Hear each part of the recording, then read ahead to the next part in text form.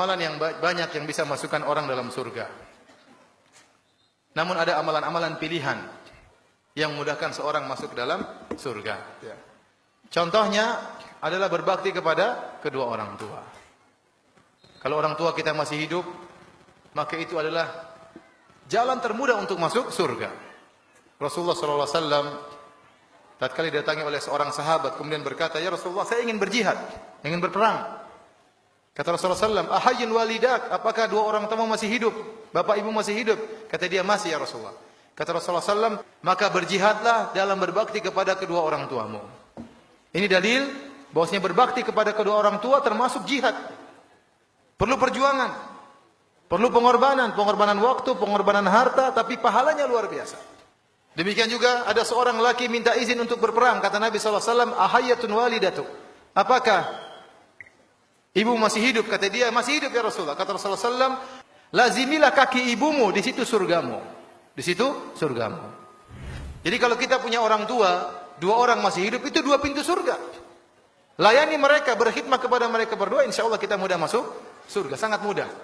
Makanya Muhammad Ibnul Munkadir pernah berkata, kata dia, "Saya semalaman mijit kaki ibuku, sementara saudaraku sholat malam. Tapi kalau suruh tukeran pahala saya enggak mau."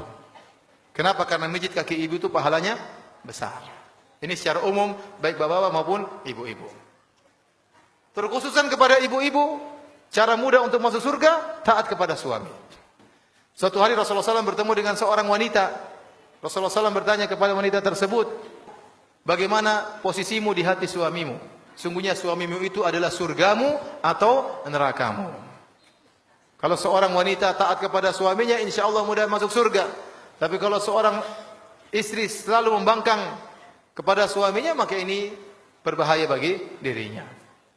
Kemudian di antara pahala yang sangat besar, salat 5 waktu. Salat 5 waktu, jangan pernah ditinggalkan. Seorang salat 5 waktu adalah modalnya, modal terakhirnya. Kalau sampai dia tinggalkan sekali, dia akan mudah meninggalkan yang lain. Kalau dia gampang-gampangkan dalam salat, yang lain juga dia akan gampang-gampangkan. Maka bagaimanapun kondisi, jangan pernah meninggalkan salat 5 waktu. Nabi bersabda tentang salat 2 rakaat sebelum subuh. Kata Nabi, 2 rakaat sebelum subuh lebih baik daripada dunia dan seisinya. Kalau kita sholat sebelum subuh 2 rakaat, sholat qobliyah 2 rakaat, paling kita kerjakan 3 menit, paling banter 4 menit, ternyata pahalanya lebih baik daripada dunia dan seisinya. Itu baru sholat 2 rakaat sunnah. Bagaimana lagi dengan sholat subuhnya?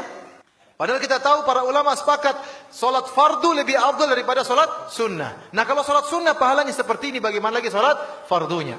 Ya, ini diantara ibadah-ibadah yang sangat jangan sampai kita tinggalkan agar kita mudah untuk masuk surga. Banyak amalan-amalan. Insya Allah seluruh amalan kalau kita kerjakan dengan ikhlas memudahkan kita masuk surga. Namun ini diantara hal yang saya harap agar diperhatikan. Salat. Kata Nabi SAW, tatkala ada seorang datang kepada Nabi, "Ya Rasulullah, aku ingin bisa menemani engkau di surga." Kata Nabi, "Awa ghairu dzalik?" Apakah tidak ada permintaan yang lain? Karena ini permintaan berat, menjadi teman Nabi di surga berarti surganya tinggi. Nabi tanya, "Awa ghairu dzalik?" Tidak ada permintaan yang lain? Kata dia, "Huwa dzak." Yang saya minta itu ya Rasulullah. Kata Rasulullah SAW, "Kalau gitu tolonglah aku agar aku bisa berdoa kepada Allah. Kamu sendiri harus banyak sujud." Kamu sendiri harus banyak sujud.